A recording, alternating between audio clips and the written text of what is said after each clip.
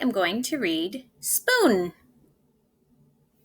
Spoon is a really good book, and it gets you thinking about what makes you different or what makes you special.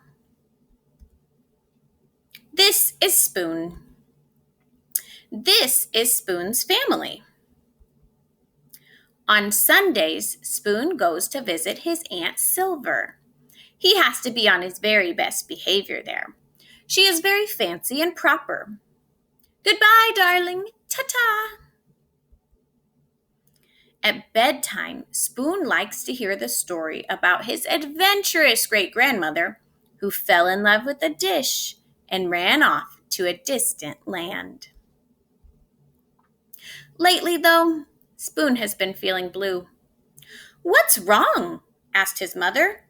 "You look a bit bent out of shape." "Nothing," mumbled Spoon. "That's just it.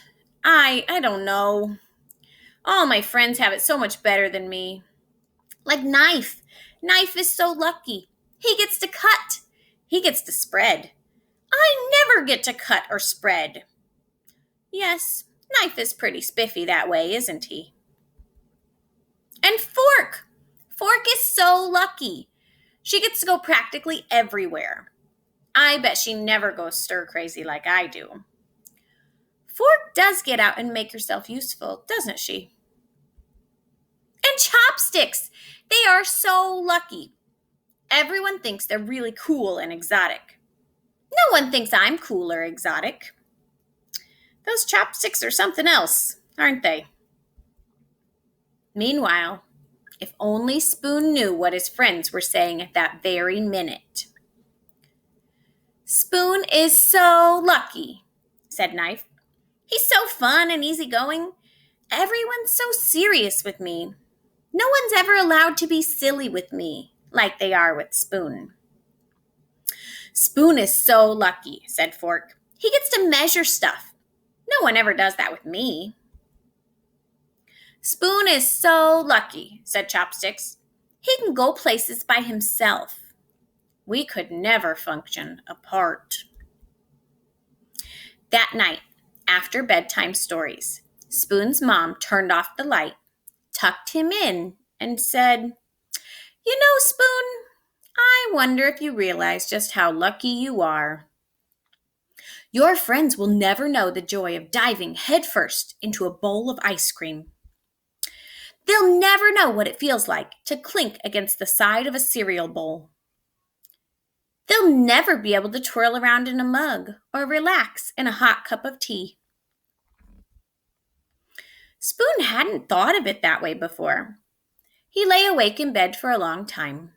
His mind was racing. He felt so alive. There was only one thing to do. "I can't sleep." "Come snuggle. Come Spoon." And so he did. Sweet dreams. Okay, I've got some questions for you. Can you relate to Spoon? Right now, we might be feeling like other people have it better than us. Change your mindset and look at the positives. Spoon's mom helped him to do that. You might be thinking, "Oh, I don't have as cool a toys as my other friends," or "I don't have as big of a yard."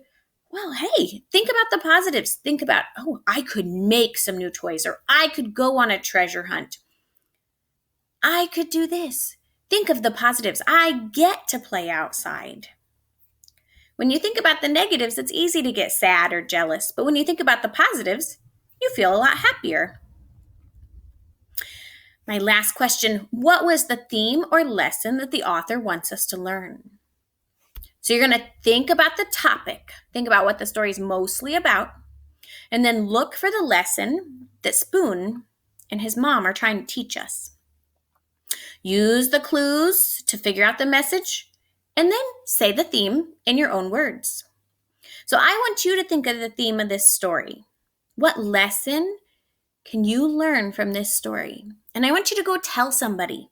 And then you can come back and listen to my story again and see if they think that that is the theme of the story. Think Think about it. See if you can agree on the lesson you're supposed to learn.